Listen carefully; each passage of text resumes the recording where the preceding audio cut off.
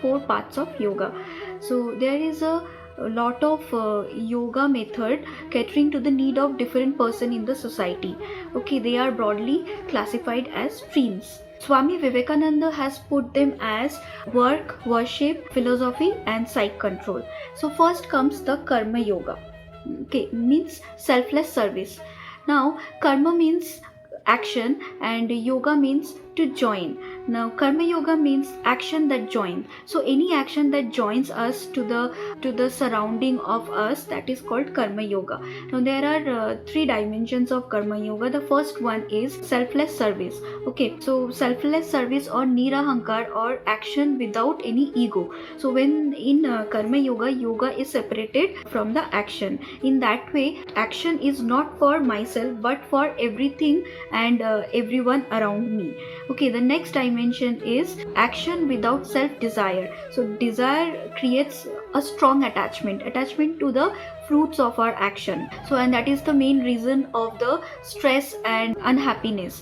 Okay, and the third dimension is the action should be lined up in my duty and responsibility and right action at the right situation. Okay, or at that particular time. The meaning also is doing action without expecting any fruit out of it.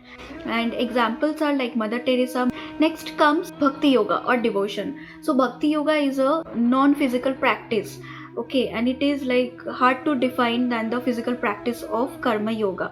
So meaning is controlling the emotion is the key in the path of bhakti yoga. In today's world, like due to lots of mental instabilities, man are like tossed up and down in their daily life, right? So bhakti yoga is the boon to them to gain the control over their mental instabilities and worship the divine.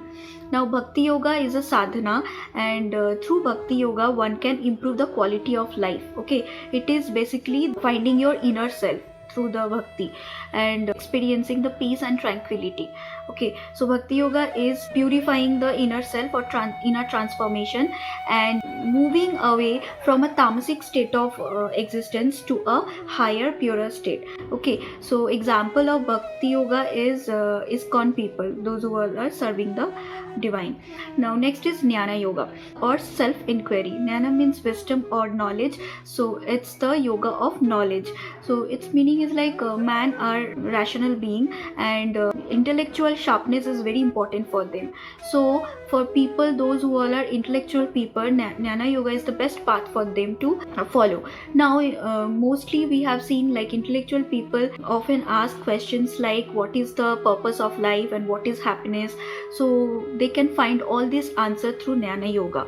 So the person who wants to devote their life for the jnana yoga must have the urge for or desire for asking questions and involving and observing themselves to find the answers. Okay, so it's a very difficult path, but everyone should practice at least some of the jnana yoga.